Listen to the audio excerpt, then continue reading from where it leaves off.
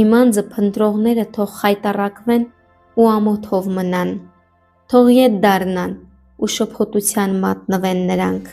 որ իմ դեմ չարություն են նյութում։ Հովի բերանն ընկած հարդափոշու նման թող լինեն նրանք,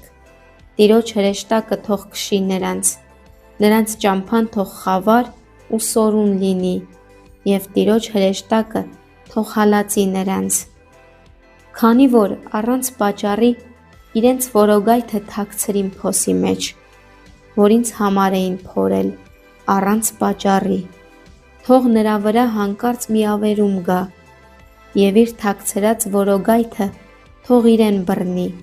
հենց նույն կործանման մեջ ինքը թող ընկնի,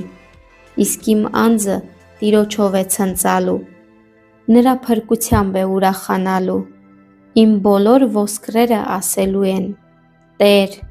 ո՞վ կա քեզ